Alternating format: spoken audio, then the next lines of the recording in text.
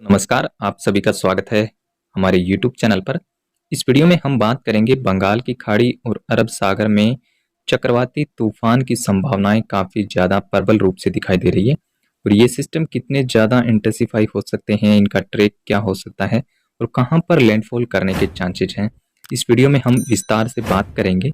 अभी आप इस मैप में देख पाएंगे कि जो सिस्टम अरब सागर में बनने वाला है, ये सिस्टम किस तरफ जा सकता है, क्या इसका इंटेंसिफाई कितना हो सकता है, इसके बारे में अगर हम बात करें तो ये सिस्टम लक्षद्वीप और आसपास के भागों पर 16-17 अक्टूबर के आसपास ये सिस्टम कम दबाव के रूप में बनेगा और उसके अगले 3-4 दिन तक ये सिस्टम लो प्रेशर में रहेगा और उसके बाद 20 से 21 अक्टूबर के आसपास यहाँ पे आप देख सकते हैं अरब सागर के सेंट्रल भागों पर यह सिस्टम डिप्रेशन बनेगा 20 से 21 अक्टूबर के बीच में।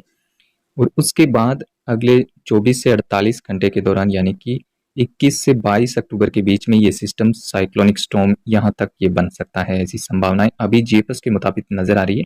इसमें थोड़े बहुत बदलाव होने के चांसेस रहेंगे और उसके बाद आप देखेंगे और ज़्यादा इंटेंसिफाई हो रहा है ये सिस्टम। यहाँ पर आप 23 अक्टूबर के आसपास का डाटा देखेंगे तो ये सिस्टम सीवियर साइक्लोन की कैटेगरी में नजर आ रहा है और उससे भी ज़्यादा इंटेंसिफाई हो सकता है ये सिस्टम 23 अक्टूबर के आसपास।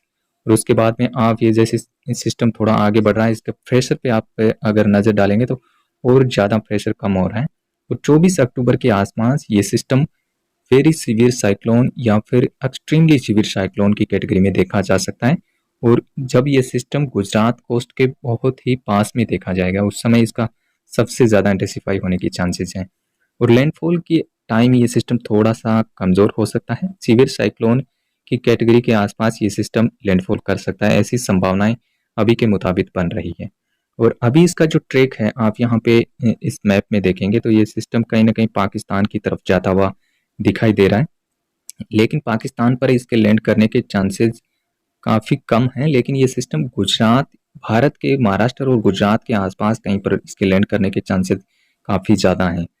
दूसरा इसका जो ट्रैक है वो कहीं ना कहीं ओमान की तरफ शिफ्ट हो सकता है। ये सिस्टम अभी आप इस लोकेशन पे देख रहे हैं, यहाँ से ये सिस्टम अपना ट्रैक चेंज करेगा। यहाँ तक इसका सिमिलरली यही ट्रैक रहेगा और इसके बाद इसके ट्रैक में परिवर्तन देखने को मिलेगा।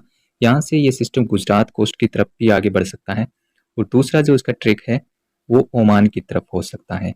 ये अभी के मुताबिक संभावनाएं हैं कि ये सिस्टम यहाँ से ये दो ट्रैक फॉलो कर सकता है।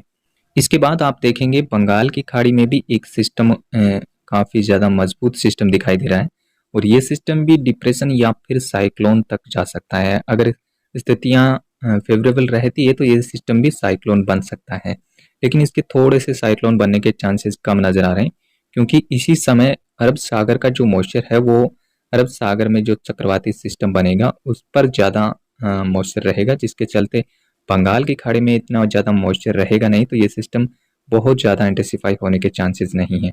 आप यहाँ पे देख सकते हैं कि ये सिस्टम बंगाल की खाड़ी में 20-21 अक्टूबर के आसपास लो प्रेशर के रूप में पहुंचेगा और उसके बाद ये सिस्टम 22-23 अक्टूबर के आसपास डिप्रेशन तक जा सकता है। यहाँ पर ये सिस्टम डिप्रेशन बनने के चांसेस रहेंगे इस सिस्टम के।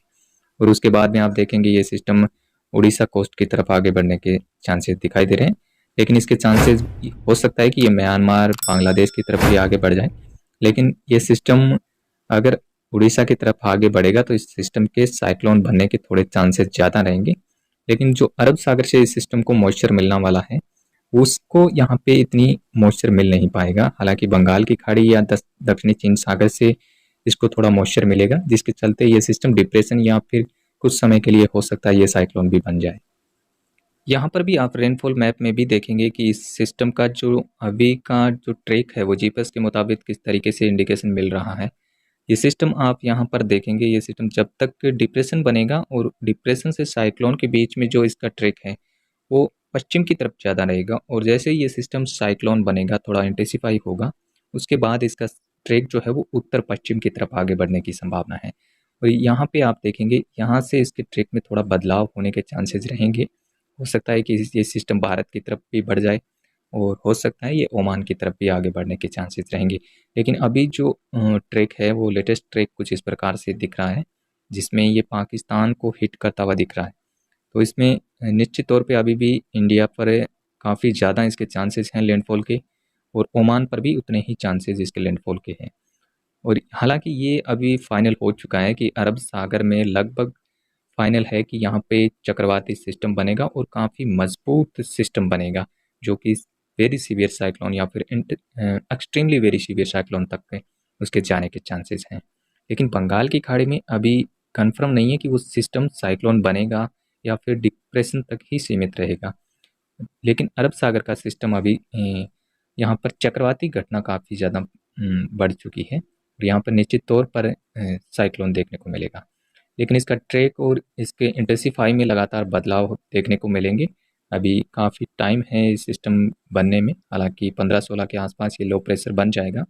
उसके बाद इसकी थोड़ा प्रेडिक्शन है वो 16-17 के आसपास इसका क्लियर रूप से ट्रैक दिखाई देने लगेगा। हालांकि अभी जीएफएस ही इसको ट्रैक में ले रहा है, बाकी वेदर मॉडल अभी इसका ट्रैक भी नहीं दिखा रहे हैं। तो जैसे ही ये स्थितियाँ साफ होगी हम आगे भी लगातार आपको अपडेट करते रहेंगे। आप जुड़े रहिए हमारे यूट्यूब चैनल के साथ, और अगर आपने अभी तक हमारे चैनल को सब्सक्राइब नहीं किया तो सब्सक्राइब कर लें ताकि अगले वीडियो को नोटिफिकेशन आपको तुरंत मिल जाए। धन्यवाद।